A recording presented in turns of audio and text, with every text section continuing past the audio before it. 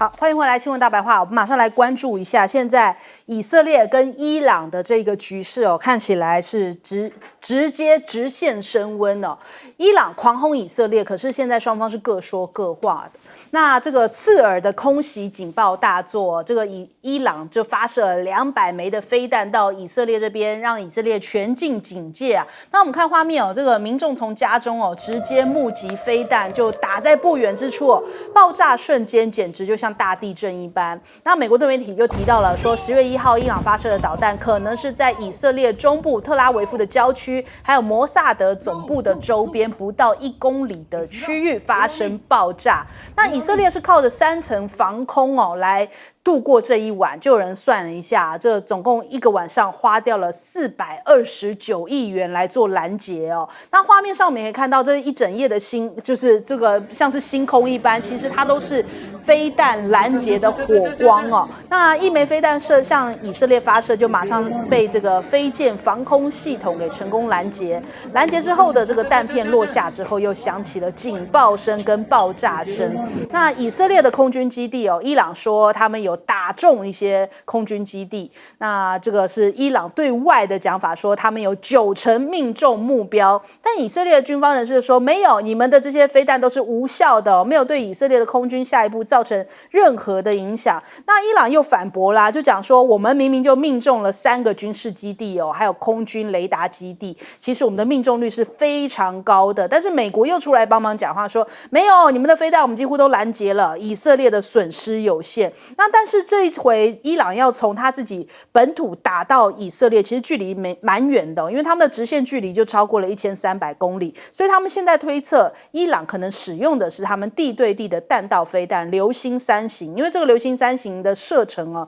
有2000公里之远，所以只有它能够做得到从伊朗本土往以色列发射，越过好几个国家这样子跨国的一个攻击哦。那再来以伊的扩大，现在恐怕会变成一场核战嘛？因为以色列已经喊话了，要给予这个严厉的重大的报复哦，可能会对于伊朗的核设施来进行这一波的报复。美国非常紧张啊，拜登就喊了，就说不支持以色列对伊朗的核设施进行报复性的打击啊！这一旦打击了，就变核战啦。你去打击这个核目标的话，那不就造成核扩散吗？就是整个就变核爆了嘛。所以这个 G7 的领袖也都同意啊，就说以色列你可以适度的回应，但是绝对不要去攻击这伊朗的核设施哦。那奥斯汀也赶紧拉高准备，就说华盛顿已经准备好捍卫。这个就是捍卫这个他们以色列也好，或者是美国现在目前本身在那边驻军也好，他们要做好一些相关的准备了。那伊朗的军事首长啊，就觉得很不爽，美国就说你一直西方国家告诉我们要保持克制，结果你们叫我们克制的情况下，就是以色列都没在克制，以色列在爽打。那从7月份以色列袭击之后，美欧一连串承诺叫这个伊朗保持克制，的确我们看到这些日子以来，伊朗都是一种好像比较克制的情况，甚至还被西方唱出来说，哎呀，伊朗是不敢做动作啦，伊朗最多也只是叫小弟去好像去跟以色列在旁边挠痒啊、搔痒那种感觉哦。所以他们说我们是在保持克制，但是现在你以色列击杀了真主党秘书长跟一名高级的伊朗指挥官之后，已经让局势变得无法控制了，甚至连伊朗的总统都讲，美欧需要让以色列安分一点，如果以色列继续这样子搞暗杀的话，伊朗的回应会是更严厉的。所以伊朗是先放了一番狠话哦。不过呢，我们看一下那个伊朗的外交部长也直接对美国讲，就说这个是我们跟以色列之间的事情哦，就说你不得干预这件事，就是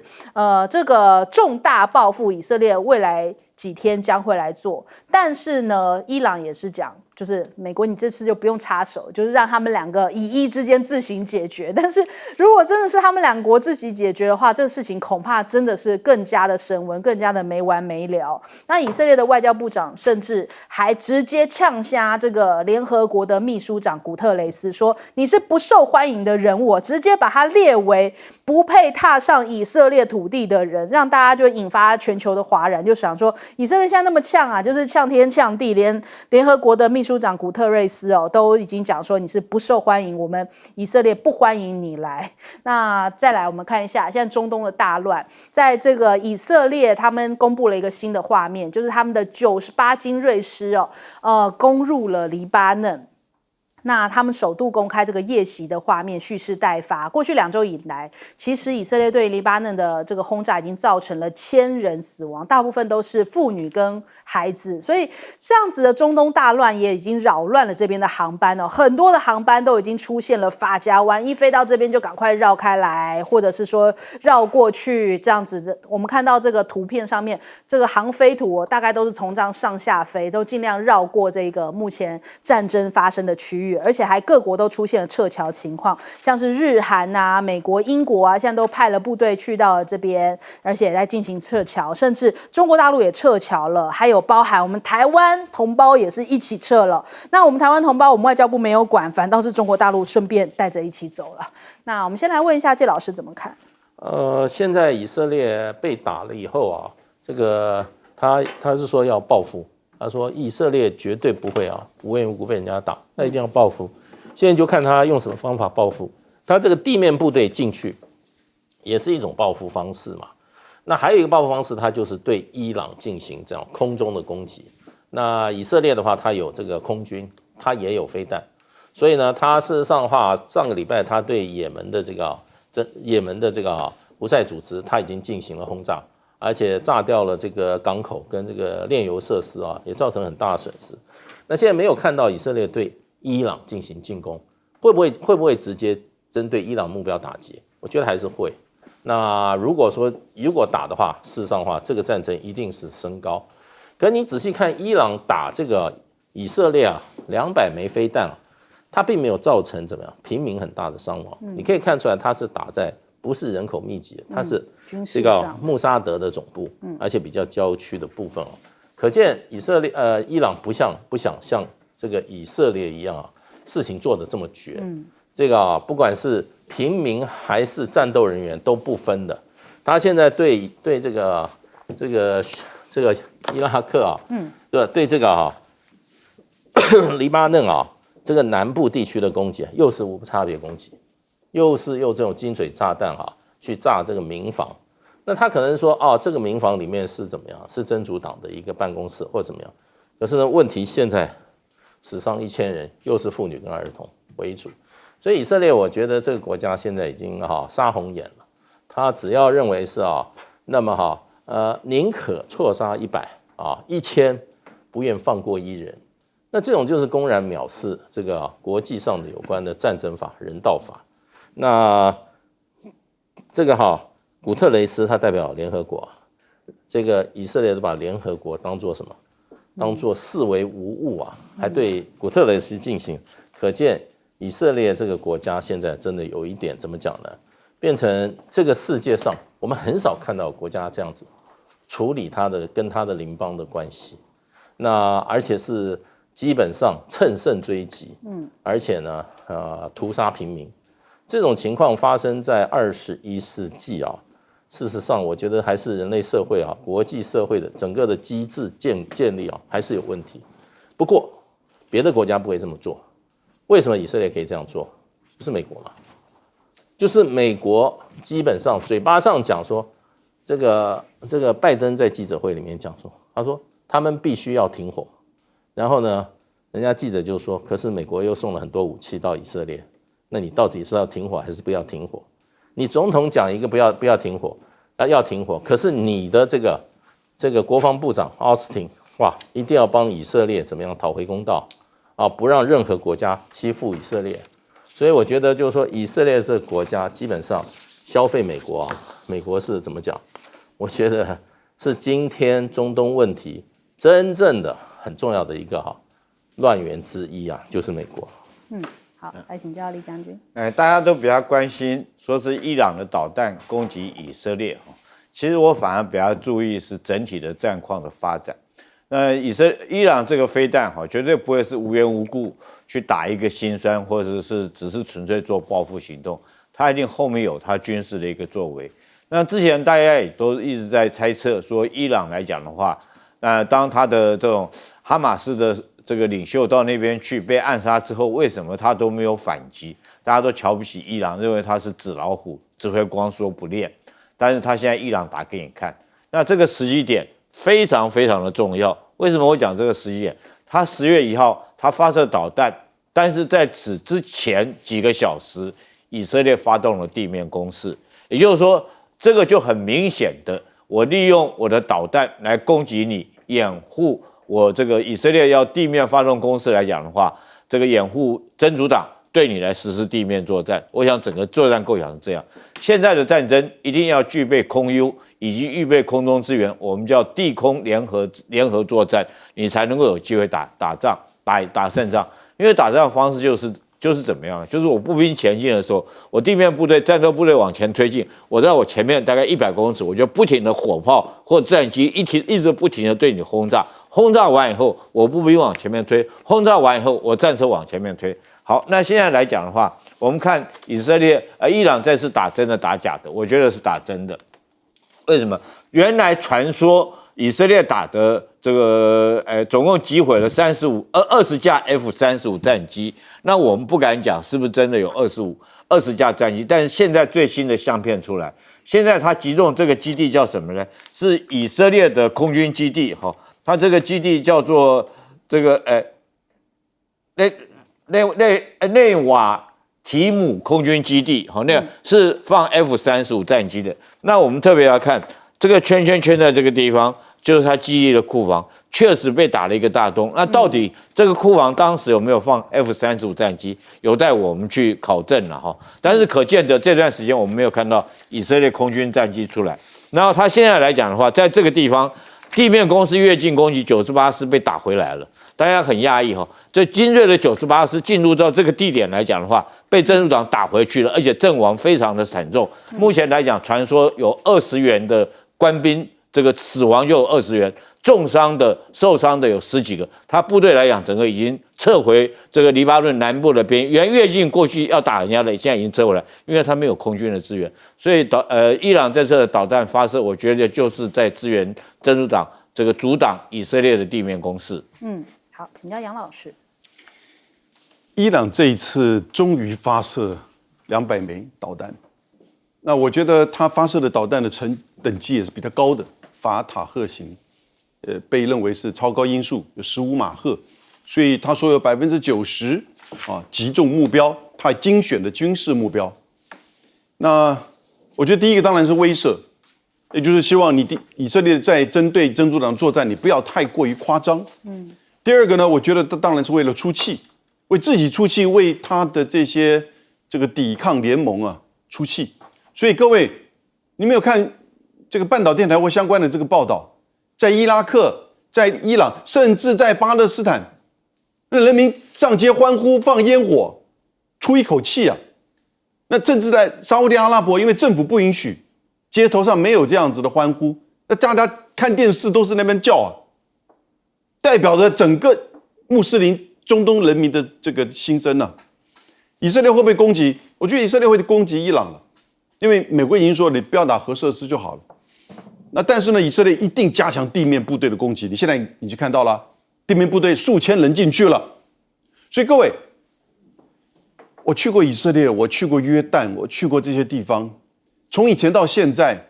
我觉得自己受了美国西方媒体的那种教育跟影响很深刻，但这一段时间我发觉不对。我认为以色列犯了4种国际罪行 ，international crimes。第一个，种族隔离。你知道巴勒斯坦它被多少个国家承认为主权国家吗？146个国家，但是巴勒斯坦，要不然是约旦河西岸，要不然加沙，完全被以色列掌控。这不是种族隔离是什么？你当初反对南非的种族隔离，现在为不反对以色列呢？第二个，种族屠杀呀！今天的数字来到42252人，中间有18000人是儿童，在加沙地区。第三个，国家恐怖主义，那5000个呼叫器不就是国家恐怖主义的攻击吗？这还有什么好辩解的？是不是？以色列同样在做恐怖攻击。第四个，侵略其他主权国家，黎巴嫩不是个主权国家吗？你怎么可以去轰炸人家首都？你怎么可以去挥兵进入占领？对不起，其实以色列从1982年到2000年，它是占领整个黎巴嫩南部的。而真主党的出现，真主党的诞生，就是因为以色列在1982年占领了黎巴嫩南部，才使得当时温和的逊尼派转而变成激进。怎么会不激进呢？换是我也可能是他们口中的恐怖分子，而我的族群里面认为我却烈士啊。好，我们先休息一下，广告之后马上回来。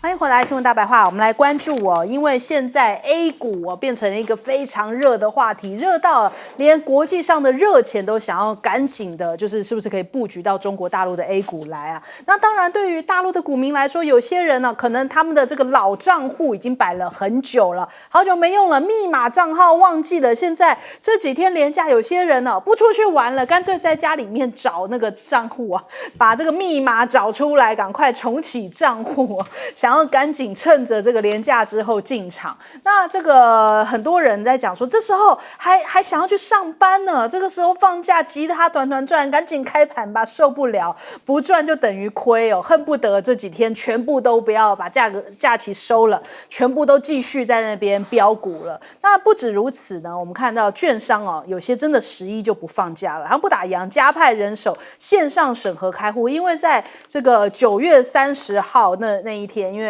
呈现出来非常大量的人都要趁这个连假之前呢，想要赶快去开户，特别是年轻人00后、90后才进入了这个股市市场，所以他们有些券商就干脆加派人手加班来替大家开户。那新兴市场教父也在讲说 ，A 股重燃了生机，像是科技啊、消费品的多头再起。有人说看到现在 A 股这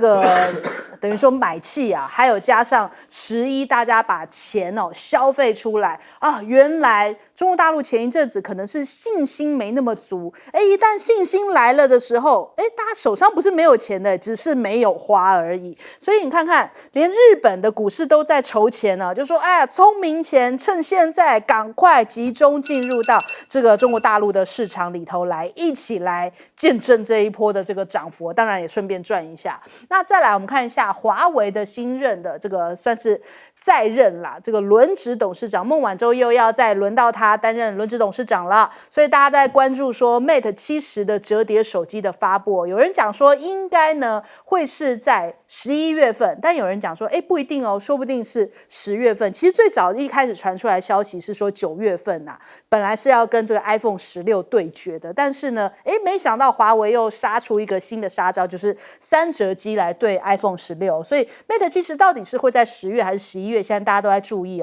可能也会再度带动起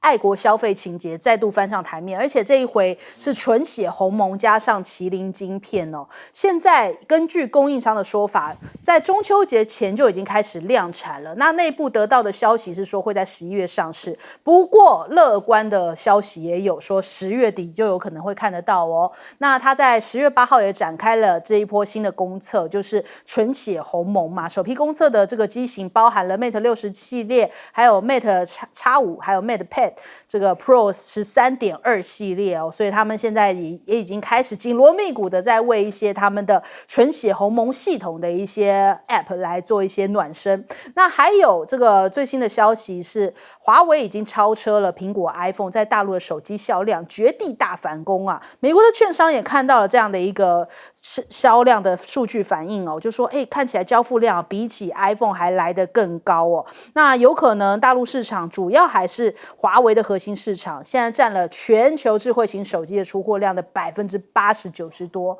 还有这个美国倒是这个好像反映出这个东升西降。我们看到中国大陆现在这个11连假反映出来他们的消费力的回温，但是呢美国却是现在很担心接下来他们的这种耶诞假期也好啊，或者他们年底这样的一个消费旺季可能会大受影响。现在码头这边啊，这大罢工的一些工人哦，港口工人这样不断的在增加当中，罢工的趋势正在增加。有人讲说可能会影响到接下来12月的到货都成问题啊，还有包含欧洲的汽车可能也会成为很大的受害者，根本就运不进来。那他们现在怎么办呢？欧洲也只好说哦，我们开始用一种关税的方式来保护自己。那所以像你看到法国、希腊、意大利啊、波兰啊，现在都要跟进，说要支持中国大陆的电动车征收高达45%的关税哦。那恐怕北京也会有所这个反击的行动。德国的总理肖兹讲说，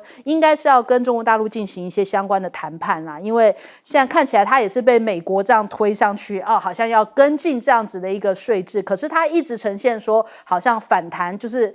唱反调的一个声音哦。那为什么一直要对中国大陆的汽车做限制呢？因为它真的是横扫全球，包含在自己本身中国大陆9月份的销量哦，各家品牌的这个销量的成长都非常的惊人，因为现在看起来整个 CP 值非常的高，所以横扫全球的销量之外，在中国大陆基本上已经好像没有其他欧洲品牌、美国品牌汽车，甚至日本品牌汽车，好像已经没有太大的生存空间，在中国大陆没有竞争力了。我们来问一下季老师怎么看？对中国大陆这一次，我觉得就是政府出手啊，就是就这个经济啊，那么就这个股市、就房市啊，出手非常的精准啊。他为什么在9月哈？我觉得应该就是跟美国宣布降息是两个是配合的。因为事实上美国降两码嘛，但0.5啊，那这样子中国大陆降2码，就不会造成怎么样？中国的资金啊往美国那边跑，所以大家都正好降2码，对，所以资金是稳定的。而立刻呢，就是说降息降准啊，光降准，我看大陆的数字就变成就是说，大概各银行可以释出的资金就1兆人民币了，这是非常大的一笔资金。然后另外一方面降息的话，就是说这个降息就变成目前手上有贷款的人啊，他的这个手上的贷款啊所付的本金跟他的利息就会调降，他可以省下来不少，所以就可以就是说。应该是就是说，大概就是有1500万户，受到影响。那他的可支配资金呢，就因为他的付房地产房贷的这个钱每个月少，所以他也可以释出很多钱到社会上来消费哈。那另外一方面就变成就是说房市的问题。中国大陆这一次就是说是9月24号啊，这。大陆人民银行的行长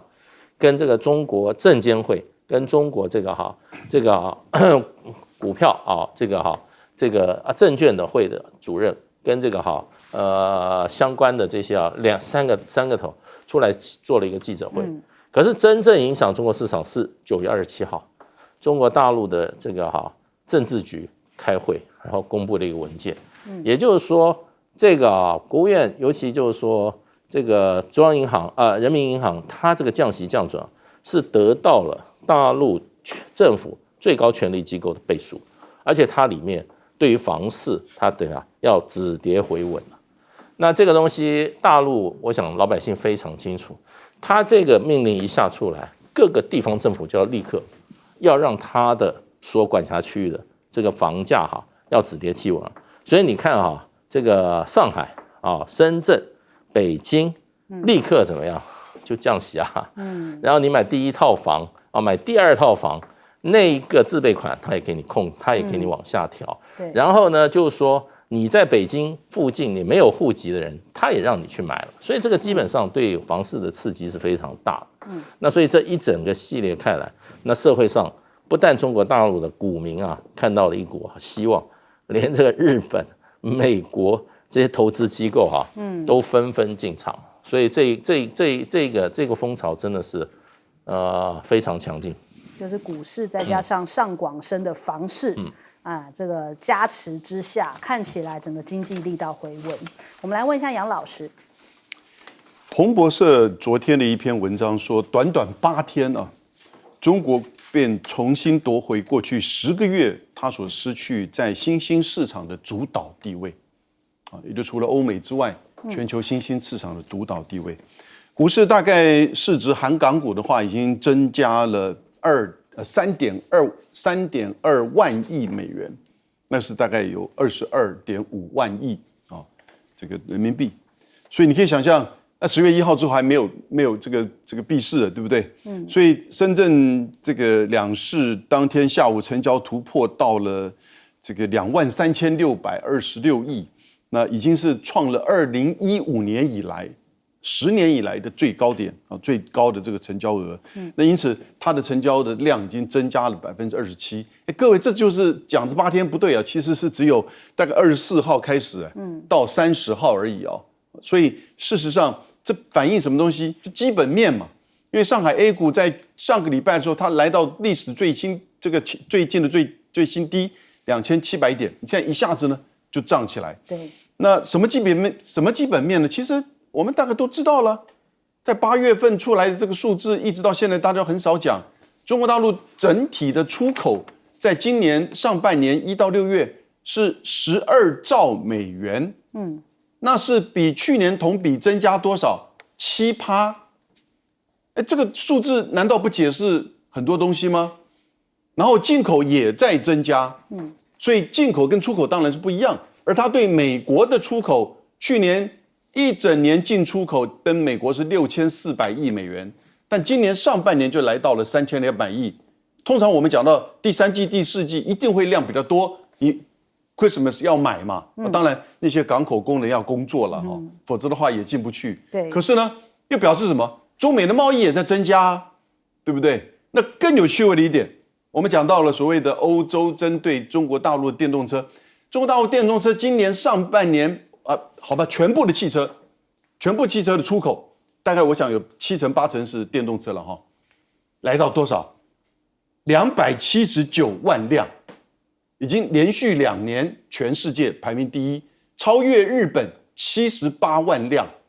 然后呢，今年这个279万辆1到6月而已哦，是去年同比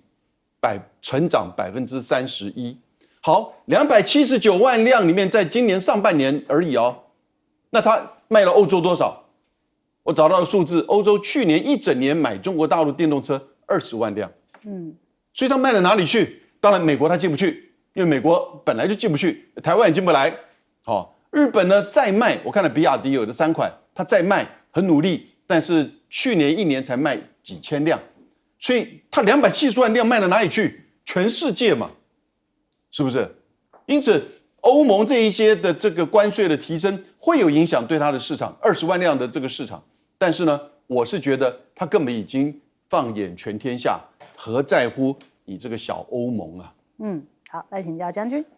这2天这个大陆放11长假哈，大家都在抱怨说为什么股市不开，结果这时候谁涨了？你知道？港股涨了，因为大陆的股市没有营业嘛，就大家就把钱跑去买港股。那我想说这一波来讲，大家都推测会不会是假期结束以后，这个大陆的股市会不会下降？会不会是获利了结降下来？但是他们看港股现在继续这样涨的话，认为降下来机会不大。那为什么会有这种情形？因为中国股市实施一个机制，叫做股市互换机制。我们讲简单一点，就是我买的股票可以跟银行去质押去借钱。那当我这股票跌下来的时候，我去质押，我再借钱，我再去买这股票，等于自己买自己的库藏股，你知道？如果再往下跌，我再去借钱买下来，那这会有一种现象，就是股票在市场上面越来越少，因为大家都不卖出来的话，那当然这些股票来讲，在市场流通的就少的话，那当然物以稀为贵，自然就会继续往上涨。所以我觉得这一波来讲的话，在中国主导之下，大陆老百姓不是没有钱，大陆老百姓都有钱，只是说他们很多人因为说是不敢花钱，怕说是经济如果说不好会不敢花钱。然后前阵子由于疫情的关系，还有美国这个升息的关系哦，那美国来讲，因为它从7月份开始，其实人民币升到现在已经升了2.5%，所以在这种状况，美国来讲的话，它现在降息，这个钱释放出来，那中央银行来讲，人民银行他们叫央妈啦哈，它不但降息，它还降准，还降了2码。总共释放出来的人民币金额将近有1兆人民币那么高的金额。那你说这些人拿这些钱干什么？他最后他想想看，不是当然胆子比较大一点的人就去投资股市。那如果说愿意比较保守一点的人，他可能继续去投资房市。所以股市跟房市如果说继续滚进去来讲的话，我想这个中国来讲，今年按照他们的计划能够GDP。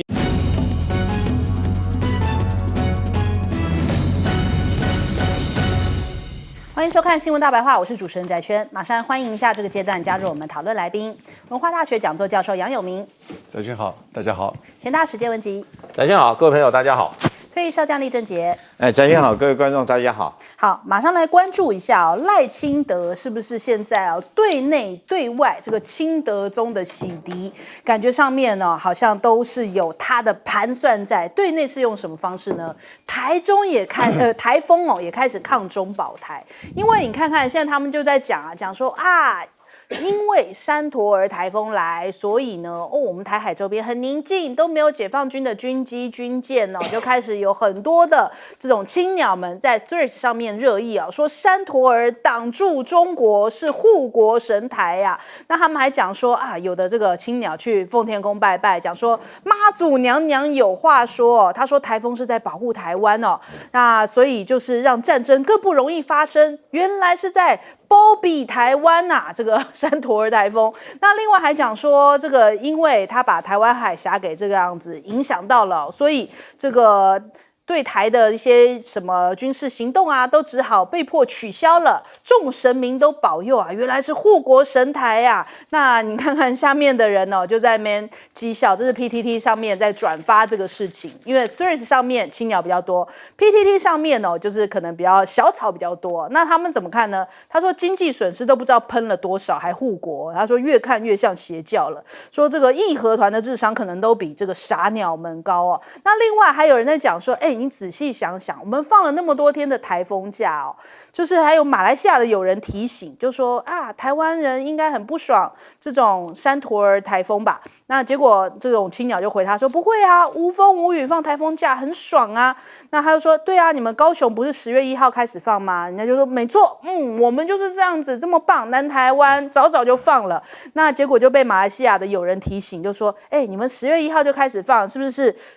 这个跟中国大陆的国庆连假同步，人家放7天，搞不好你们也能放7天呢。结果哇，一听原来这个山陀儿台风变成了中共同路人了，所以这抗中保台也要在这个台风上面做了文章。你们自己嗨了半天，结果后来被发现，他是让你跟着国庆这个大陆的国庆11开始放，又让这个青鸟们又崩溃了，所以青鸟们是不是又白嗨一场？那再来。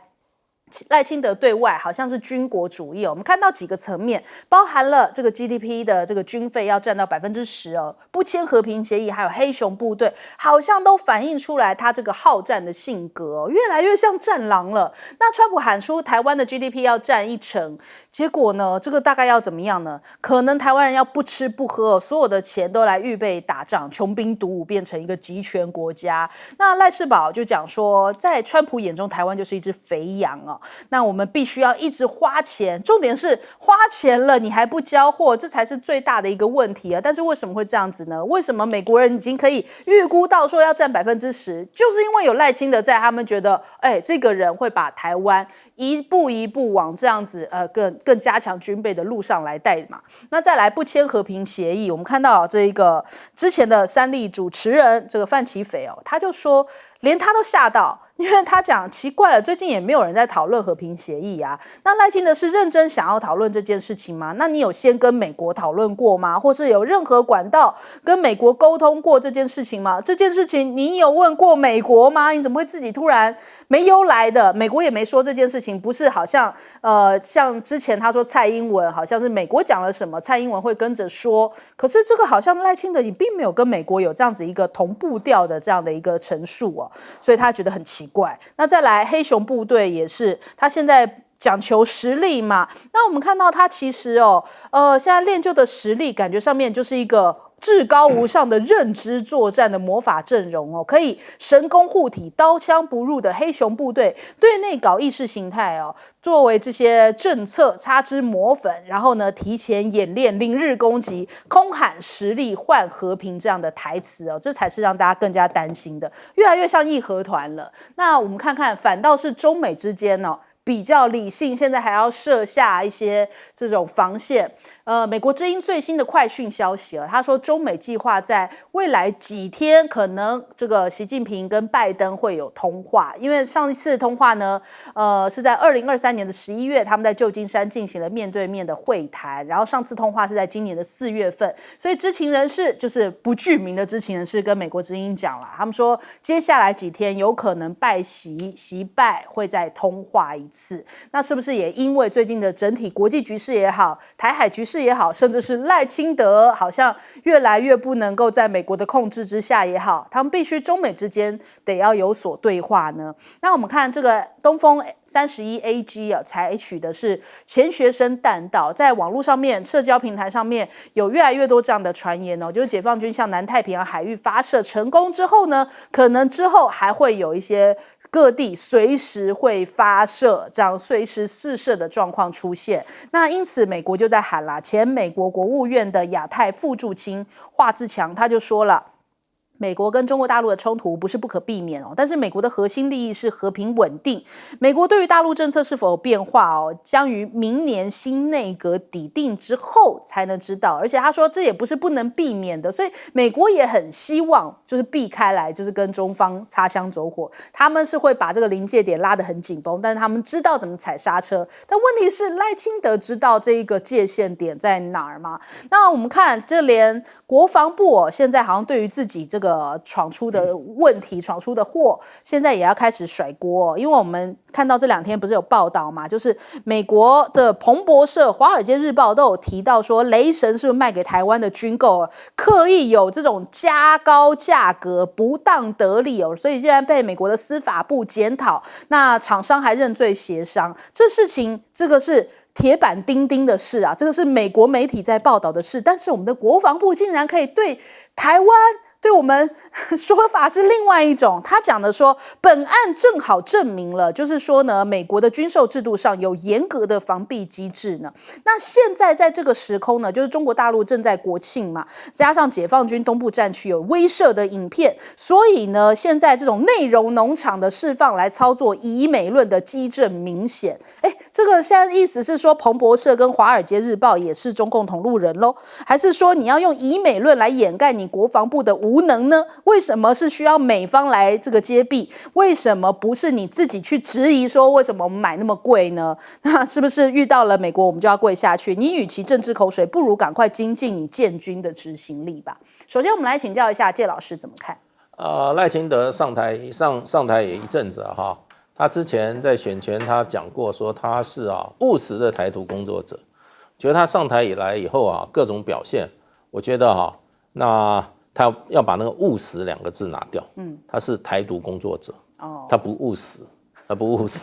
所以呢，这个要搞个什么40万民兵啊，然后呢要搞什么这个连台风也扯进来，然后今年搞这个2758，搞得自己搞得很高兴，大内宣，可是对外一点用都没有。然后呢，美国人现在你知道吧？如果川普上台的话，你1年的军事预算就要1兆7000亿哎，对，那这个基本上一定要加税，那现在其实民进党那个蔡英文的8年，其实他用补贴的方式给台电公司，让他没有跟我们征收什么，征收这个电费，可现在要开始征电费了。赖清德上台了以后，因为这个电费事实上台电公司现在亏损是4500亿嘛。那过去都用政府的钱去补贴台电公司。我记得我们以前处理台电公司案子的时候台电公司资本额3000亿，如果它亏损超过1半的话，也就1500亿的话，它要开董事会，它要调整电价。可是蔡英文他们都一直都不调，那不调的话，基本上就用我们的纳税人的钱去负担，它征税征了很多。那现在的话，基本上纳税也不够了，就要自己调费了。那所以我觉得就变成就是说，赖清德不务实啊，基本上被人家看出来以后啊，基本上将来美国要他买1兆7000亿的这个武器啊，他不要认为是小事哦。美国人东西摆到台面上，你不配合，你试试看。对，川普如果上来的话就是这样，就是这样。所以呢，你要搞台独嘛，对啊，人家讲搞台独，你就要靠防卫自己，台湾要靠自己防卫。不要想要啊，都什么都靠美国，就你自己要准备好。不是那么兵凶战危，他们也卖不动啊。就对啊是如果两岸很和平的话，他这样子我们哪会理他？可是赖清德如果一直推向战争的话，他们就有理可以卖。赖清德会挑衅的、对不对？赖清德还不但挑衅大陆，还挑衅普丁呢。人家普丁现在在打仗，他还说这个那去把这个什么派魂条约拿出来，他就是说会去挑衅，这个很麻烦。对，你不晓得自己啊，你的责任是给台湾这个社会啊，台湾的人民带来安定，带来发展。你没有啊？请问一下，你如果说你的这个军费变成1兆7000亿的话，那你的这个社会福利支出一定是什么被排挤嘛？你的健保很多药怎么讲就不支付了，要不然就健保费增加。那现在他们搞的就变成电费要增加了，所以就变成就是说，我觉得就是说，他们真的一步一步啊在毁灭台湾了。对，而且哪里危险哪里搞，你搞那40万的民兵啊，你是不是要给他武器？这些里面良莠不齐的，他家里有了武器以后啊，是不是会为非作歹？所以都是我觉得他做法都很激烈，一点都不务实。好，来请教李将军。我觉得国防部这件事情，我用3无来讲，第一个是无奈，第二个是无能，第三个是无耻。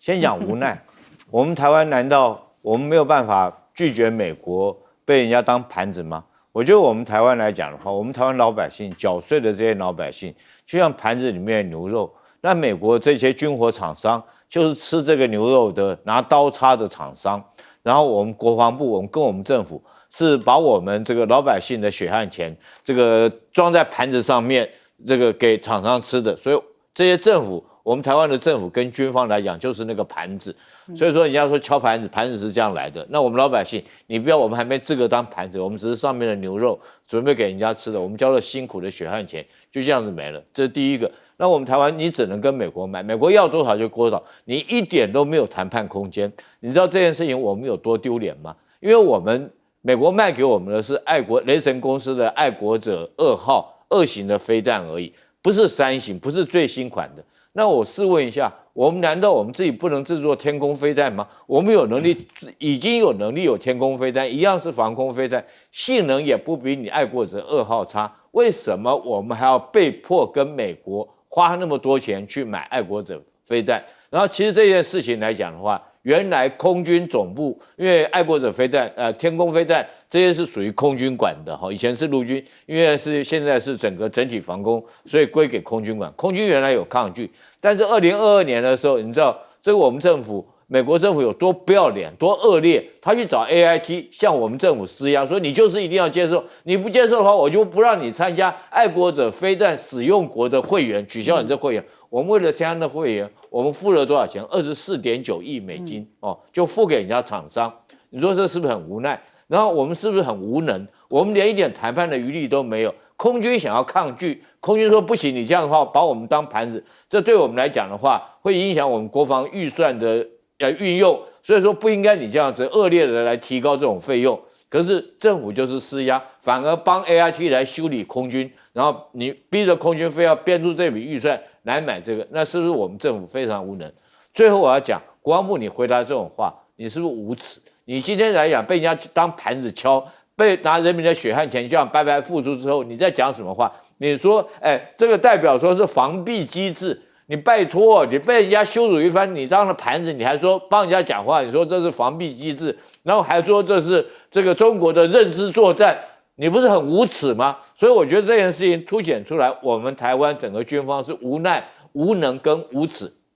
然后川普讲这话有没有道理？我觉得他讲话很有道理，大家不要看他讲这个话。你知道他毕竟来讲当过1任的美国总统，他很了解美国、中国还有台湾的武力一个现况。他讲得很实在嘛，我美国距离你台湾是9000英里那么远，你台湾距离大陆只有1000英里，你叫我怎么去保护你？其实这是有数据、科学数据可以讲的。美国的前任的印太司令阿基里诺他自己讲的，在今天来讲报纸报道出来，他讲什么呢？他说这个中国现在造船业，也就是海军的实力，造船呢是美国的230倍哦。然后包括到什么呢？包括空军来讲的话，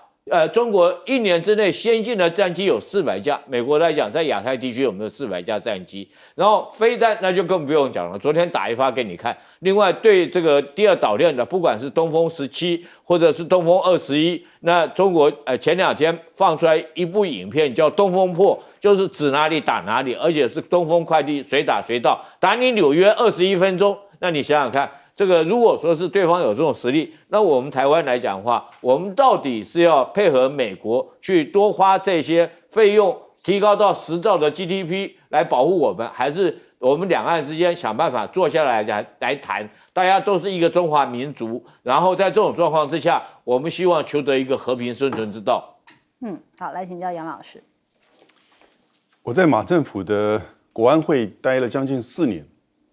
处理的就是对日对美，那我们那个时候其实不卑不亢哈，你当然也了解台湾的这个处境哈，所以美国的军售、美国的台湾关系法是台湾安全保障的依靠之一，那也是台湾取得武器的这个管道，但你不能因此让对方予取予求，而且重要的是两岸跟台美之间、台美中之间的这种三角。你自己怎么去判断，怎么去平衡，来去最重要维持台湾的安全、人民的发展，这才是政府的重中之重。我的感觉，赖清德最近上任到现在，在对内、对两岸、对美完全3个面孔，他对内独裁了，对，他对两岸变战神了。或者是党低啊，神上身他就跳起来了，他对美是极其的卑微了。对内的独裁，我想都不需要多讲了，前一段节目大概都讲得很清楚了。他在跟教师节讲话还说，所有的教师朋友们，你知不知道928是什么日子？除了教师节，还是民进党的党庆哎。你们教师教育学生，我们民进党为台湾民主奋斗。独裁到这种地步，那当然，所有的这些骂部长或者是骂将官，对中的战神或者是党低，他现在已经我觉得有点控制不住了。他觉得他的那种道德神圣的台独使命啊，使得他要面对中国的任何的互动或者是那种作为，他都把它视为一种打压。他要反抗，他要民主对抗专制。他走在美国的最前线，都是如此。我觉得有点担心哦。这样子的语言，这样子的动作，你累积是不是会真的造成你在走钢索，然后呢，你会一不小心出事儿？那至于你对美国的卑微，这都不要举例了。所有美国的这些事件，那个美国的国防部的监察官都发现到，在美国在台湾的卖给台湾的武器已经破烂到这种地步，你一句话都不讲，国防部也不讲，国防部还反完。骂台湾媒体，骂我们，说我们在做认知作战，你在干什么？浪费人民公帑。赖清德跟国防部对美国的卑微到这种程度，你稍微拿一点像样的东西嘛，是不是？所以我是觉得他对内独裁，他对中党低战神，然后呢，对美真的是卑微，这个东西延续下去会越来越恶化。好，我们先休息一下，广州马上回来。